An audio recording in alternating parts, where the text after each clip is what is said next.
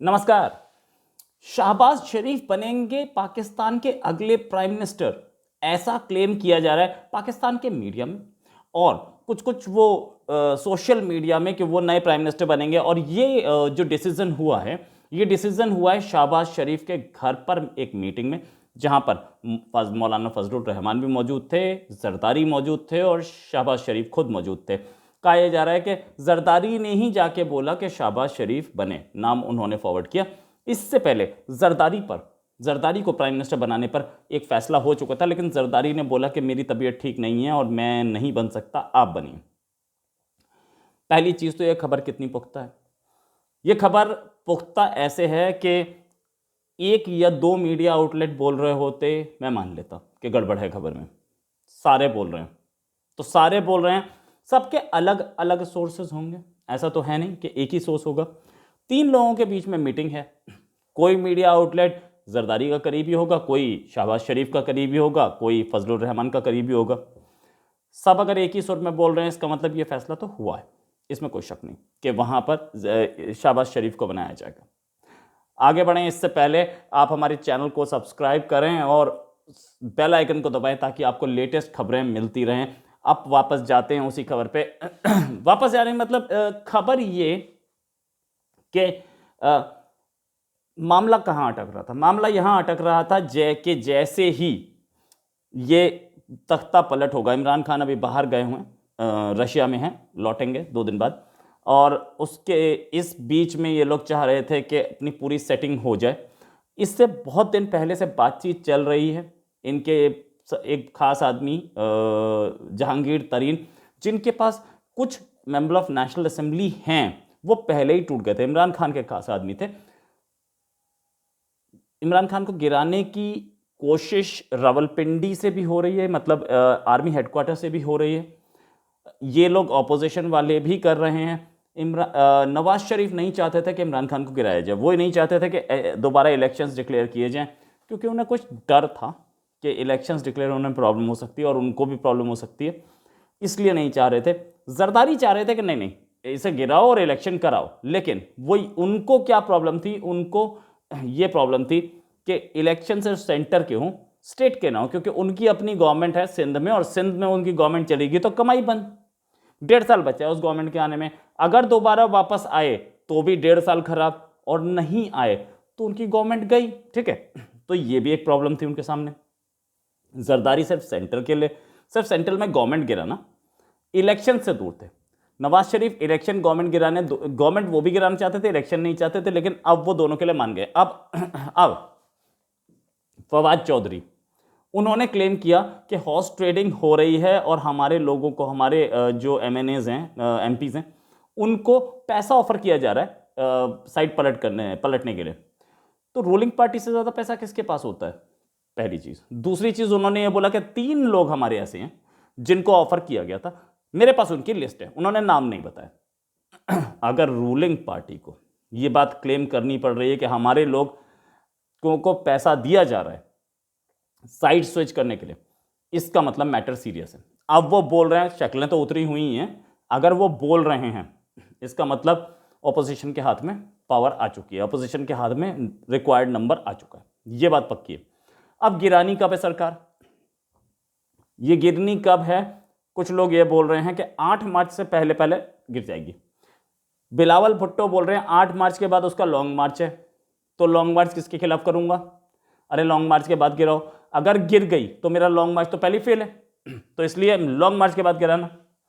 यहां पे एक क्लैश आ रहा है, सबसे ज्यादा एमपीज तो बिलावल के ही, तो बिलावल की बात नहीं छोड़ सकते, तो ये भी टाइमिंग फेल हो रहा है। दूसरी चीज, इमरान खान अभी तक कुछ नहीं बोले, वो अपने सारा लव लश्कर लेकर रशिया पहुंचे और इस इशू पे एक धमकी जरूर दी थी कि अगर मैं हटा तो एक एक को देख लूंगा, धमकी दी थी। इसका मतलब उनके हाथ में कुछ कार्ड्स तो हैं।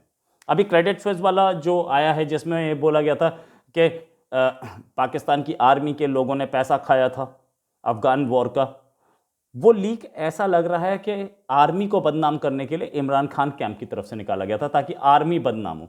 उसमें एक इशू ये भी था, ये जो लीक आया है उससे पहले धमकी दी थी, लेकिन हो सकता है कि और भी बहुत सारी चीज़ें अभी इमरान खान के हाथ में हो जिसमें वो आर्मी को आर्मी को तो बदनाम कर दें और बाजवा को बदनाम कर दें। उसके बाद इसको और रूलिंग पार्टी को तो ये बात बहुत क्लियर पता है कि हम गए, हमारे जितने भी MNAs थे तरीन भागे, साथ में कुछ और भागे, दोनों मेरे दुश्मन एक हो गए, जो कि एक दूसरे को गोली मारने की बात करते थे, कॉलर पकड़ के मारते थे, वो दोनों एक हो गए। हमारे पास अब नंबर्स नहीं है, नंबर्स ऑपोजिशन के हाथ में है और वो हमें गिरा देंगे। लेकिन दोनों साइड ये क्लेम जरूर कर रहे हैं, जैसे ऑपोजिशन क्लेम कर रहा है कि पीटीआई के लोग तोड़ दिए, वैसे ही पीटीआई क्लेम कर रही है कि ऑपोजिशन के कुछ MNAs हमने तोड़ रखे हैं, कुछ MPs हमने तोड़ रखे हैं। ये भी हो सकता है क्या कुछ MPs को मिनिस्टर बनाने का वादा करके उन्हें तोड़ा गया हो, लेकिन इसमें अभी हमें बहुत कुछ नहीं पता। जहां तक बात ये कि जो कुछ भी हो रहा है मजाक तो नहीं हो रहा, मीटिंग के दौर चल रहे हैं, लेट नाइट तक मीटिंग चलती रही।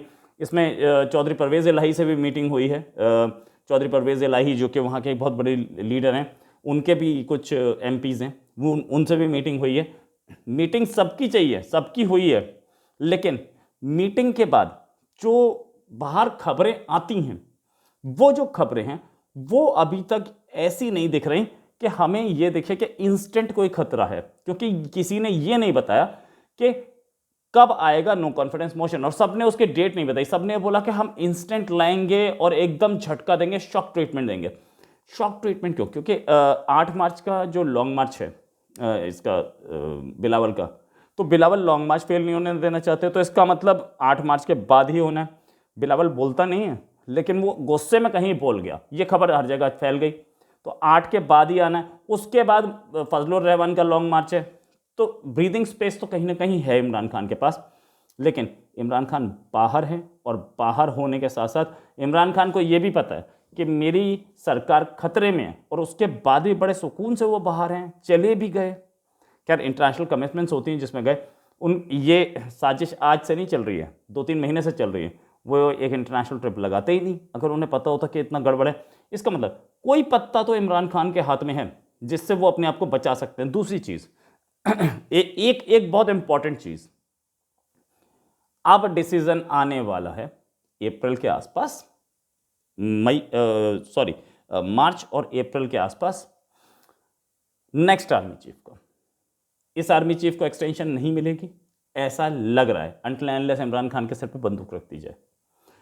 अगर एक्सटेंशन नहीं मिली तो नेक्स्ट आर्मी चीफ कौन बताएगा? इमरान खान। अगर इमरान खान ने नेक्स्ट आर्मी चीफ डिसाइड कर दिया और सामने बता दिया कि नेक्स्ट आर्मी चीफ है फैज़ हामिद लेफ्टिनेंट जनरल, तो जितने भी आर्मी के ऑफिसर्स हैं वो सारे के सारे बाजवा को छोड़ के फैज़ हामिद को रिपोर्टिंग शुरू कर देंगे। 6 महीने पहले ही बताएं, बाजवा को रिपोर्टिंग शुरू कर देंगे और फैज़ हामिद को पलटना मुश्किल हो जाएगा। दूसरी चीज़, अगर फैज़ हामिद आके बैठ गया आर्मी चीफ की पोस्ट पे, तो इतने स्टेटमेंट्स नवाज शरीफ की तरफ से और मरियम नवाज की तरफ से फैज़ हामिद के खिलाफ दिए गए हैं कि फैज़ हामिद नवाज शरीफ को तो कभी नहीं आने देगा, ये भी क्लियर है। उसकी पार्टी जीतने देगा, ना शहबाज शरीफ को आने देगा। चांस बनता है जरदारी का, बस एक जरदारी का या इमरान खान का। चांसेस बहुत ज़्यादा इस चीज़ के हैं कि इमरान खान पूरा 1.5 साल पूरा करे और 1.5 साल पूरा करने के बाद वापस आए। अगर फैज़ हामिद को आर्मी चीफ डिक्लेयर कर दिया गया और बाजवा को हो सकता है तख्ता पलट करना पड़े फैज़ हामिद को रोकने के लिए, अगर एक नया प्राइम मिनिस्टर आ जाता है पहले ही, क्योंकि ये भी एक टाइम बॉम्ब टेकिंग है, धीरे धीरे करके टाइम बॉम्ब की ओर जा रहा है पाकिस्तान। जैसे ही ऑपोजिशन